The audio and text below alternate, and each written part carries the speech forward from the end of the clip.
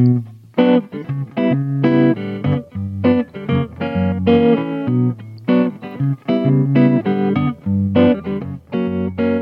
and welcome to Improvisations on Growth with Madhu Einsiedler. My name is Adina Arhire and I will be your hostess for this podcast series that takes a deeper look at the meaning of introversion and extroversion.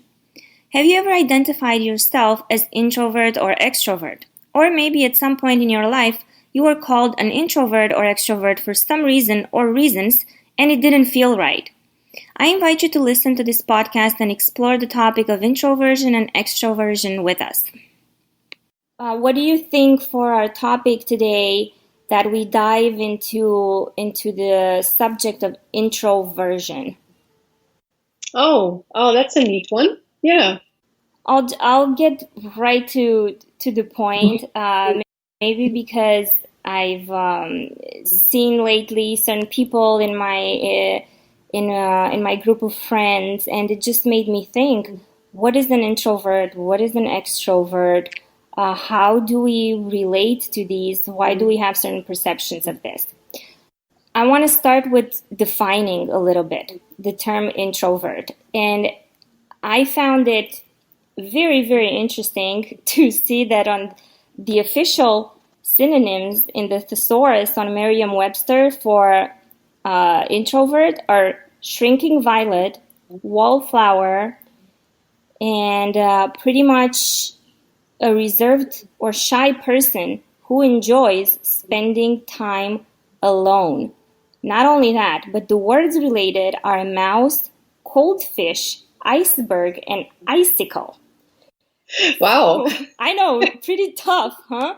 Especially since I was called an introvert a bunch of times, and I don't feel like I'm an icicle at all. That is so interesting. And I think it really is a myth. So all the synonyms for me are a myth about introversion. And the definition I work with is from C.G. Jung. So he was a student from Freud, and then did his own studies and came up with his own ideas and theories. And he defines introversion as, where do I get my energy from? So what replenishes me? And introversion basically only, quote unquote, only means that I get my energy from within, from myself. And extroversion gets the energy from interaction with other people and with the outside. So this is for me, this is a very plain, simple, and clear definition. So, and it's beyond myth because it's not an icicle and it's not a wallflower or whatever. Shrinking violet, I'm sorry. Yeah, shrinking violet. I mean, come on. So it basically all it means is, instead of getting recharged through conversations and through interactions with my environment, I recharge by being with myself. So I'm basically my own battery. So that's what it comes down to. And this definition works very well for me, and it also gets rid of all the myths, because I'm not a shrinking violet. I just recharge by myself, and I could even turn that the other way if we want to do this and say, okay, I don't need other people to recharge. I can recharge myself. So I'm sort of self-dependent. And I find this, and for me, that's if we want to value and if we want to do some judgments, then I would say, okay, so I'm a more independent person, which for me is good. Me a bit is that I'm going to tell you the words related to extrovert now, real quick. Mm-hmm. So we have backslapper, in the sense of patting on the back, everybody, I guess. Glad hander, kind of like how politicians, they shake hands with everyone, like overly, trying to be overly friendly. Show off, and exhibitionist. So what I see here, and I'm just a little puzzled, why do we have a negative connotation for each of these. This is what kind of like, because none of these definitions say anything positive in a way about either being introvert or being extrovert. And not only that, but I don't even know, and you can tell me, and this is my next question, how can we even divide these, like the terminology?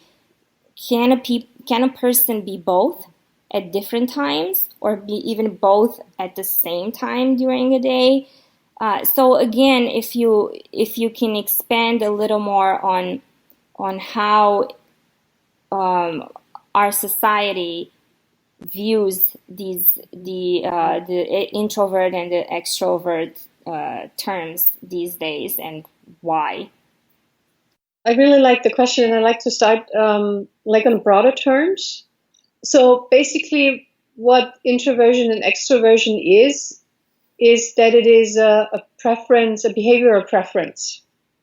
So, and they get, according to Jung, they get formed in our very early days. So, as children, we need food and attention. And Jung basically says when we are born, we bring like all qualities into the world. And then, yes, as children, we need food and attention. We learn to preference certain behaviors that actually are more prone to give us the food and the attention that we need to survive on a very basic level.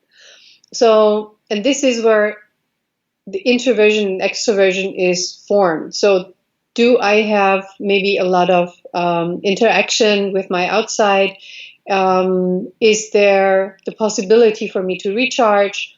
Or am I in an environment where my behavior, when I turn to myself and recharge within myself, when that gets me some sort of reward, food or attention. So it's a preference, a behavioral preference. And yes, when you're there are several profiles out there that you can take that give you an indication or a suggestion where your preferences might be. And like the MBTI is a pretty known one, or I'm working with the Insights Discovery. And yeah, there are people who score on both sides. And for example, I'm one of those. So I score as an introvert, like I'm on the edge between introvert and extrovert, and it depends on my environment. So how I am right now, how I feel, and I can do both. But over the time, I realized that, okay, what really recharges me is being by myself. So I'm getting not so much energy from interactions, although there are interactions like with us that actually energize me. And so now I forgot your question. I answered too long. No, you did answer. You covered, because I had like two in one, and how a person can be an introvert and an extrovert at the same time. So you did cover that. Yeah, and now I remember the other thing is, so what does society say right now, right? And so it's so I do get again and again clients. I do have clients who come with the question of, okay, I think I'm too introvert and I need to be more extrovert in order to be successful in my company.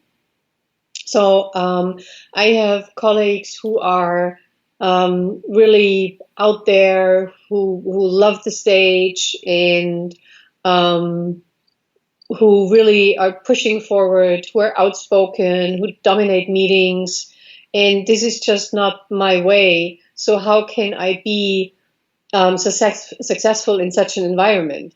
And this is what I've learned in my 20 plus years in the business, that there is a judgment out there that says extroversion is really good and introversion is not so good. So if you're an introvert, you just need to learn to get out there more. So most of my clients, or really all of my clients who come with this topic, they think that something's wrong with them, and that when they see themselves as introverts, and they think that this is wrong. So they should improve, they should grow into an extrovert. And this is something that I find really irritating. So, from your experience, would you say that a professional environment in corporations, in an office, the top managers, like the president, the vice president, the CEO, would you say these people tend to be all extroverts as opposed to introverts? Do we know if that's happening? Probably there are studies out there. I off the top of my head, I don't know about them right now.